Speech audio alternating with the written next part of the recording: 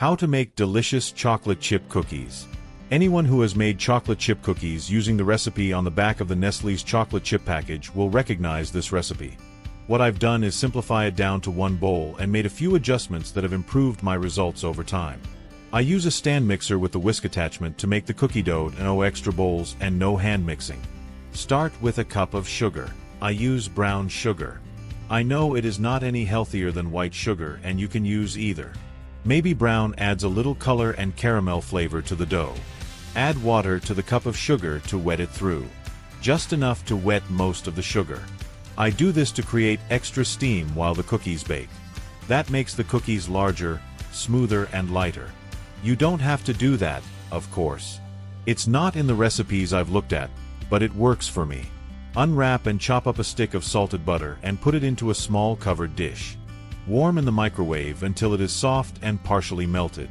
I use power level 30% and 3 minutes. Your mileage may vary.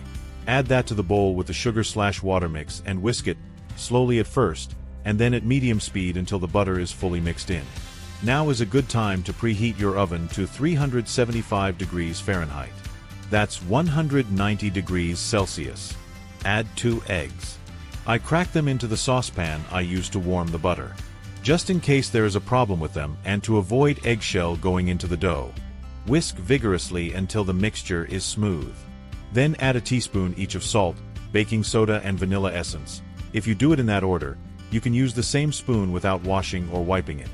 Whisk to incorporate. Add 2 1/4 cups of all-purpose flour. Whisk thoroughly.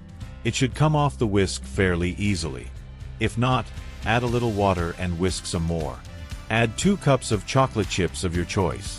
I've used semi-sweet morsels, the semi-sweet mini morsels, and dark chocolate chips. I think the mini morsels are the best. I used large dark chocolate chips in this video. You can stir them in by hand or use the stand mixer's whisk. For the mini morsels, I use the stand mixer. Otherwise, I'll use a mixing spoon or spatula. Line a baking sheet with parchment paper. You will probably need 2 baking sheets. Lately, I've switched to caraway ceramic-coated baking trays and skipped the parchment paper. Spoon the dough onto the baking sheet using a teaspoon-sized blob per cookie. Don't try to shape or smooth them out. Lay them out evenly spaced with 3 or 4 per column and 5 or 6 columns. If the oven has reached 375 degrees Fahrenheit, pop the first tray into the oven. Set the timer for 11 minutes. While that first batch is baking, you can spoon out the second batch. As each batch comes out of the oven, let it cool a bit. Then transfer the cookies to a cooling rack.